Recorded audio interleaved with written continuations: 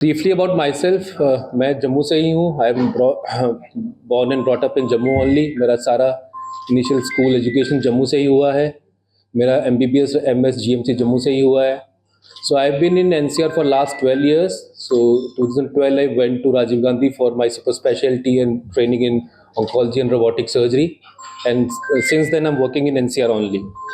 So briefly about my team at Paras. At Paras Hospital, Gurgaon, my team and we provide a comprehensive cancer care treatment for all the patients of cancer. So under one roof, we have got all the specialties: the surgical oncology, medical oncology, and radiation oncology, and the ancillary specialties. So मैं और मेरी team we specialize in robotic surgery. So अगर मैं robotic surgery की बात करूँ, so robotic surgery ने basically in last couple of decades it has revolutionized surgery, especially cancer surgery. So हम उन organs की surgery कर सकते हैं जो पहले possible नहीं थी. So particularly robotic surgery is very useful for cancers of the throat. गले के कैंसर होते हैं, टॉन्सिल के कैंसर, टंग बेस के कैंसर्स, लैरिंग्स के कैंसर्स. तो इनमें और कोई तरीका नहीं है सर्जरी करने का, तो robotic surgery is the only choice. उसके बाद आजकल हम बहुत ज़्यादा रोबोटिक सर्जरी कर रहे हैं फॉर थायराइड कैंसर्स. अगर थायराइड कैंसर्स की बात करें तो जो ट्रेडिशनल सर्जरी है उसमें एक गले में बड़ा सा स्कार आता है, उसके थ्रू सर्जरी की जाती है, ओपन सर्जरी.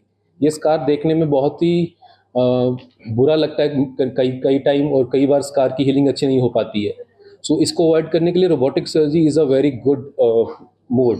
सो रोबोटिक सर्जरी में we do surgery from places which are not visible. एक्सला से हम दोनों तरफ से अप्रोच करके इस थायराइड ग्लैंड को निकालते हैं, कोई स्कार दिखता ही नहीं है आगे. इसी तरह हम काफ़ी सर्जरीज कर रहे हैं. जो नेक डिसेक्शंस होती हैं they are very frequently required for cancer cases, उसमें भी हम रोबोटिक सर्जरी करते हैं.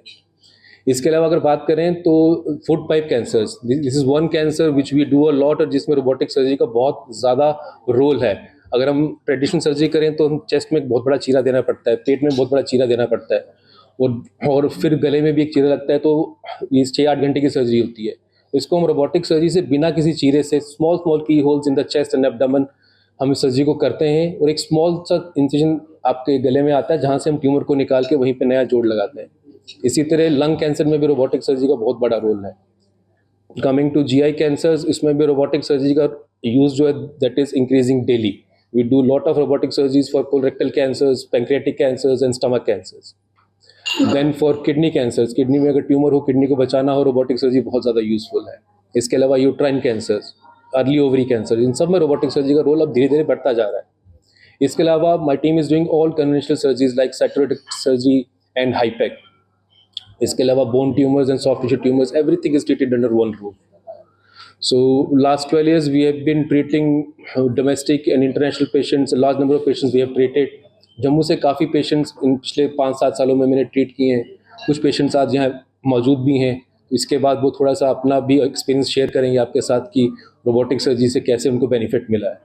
सो that is all from my side and I am open to all any questions which are there.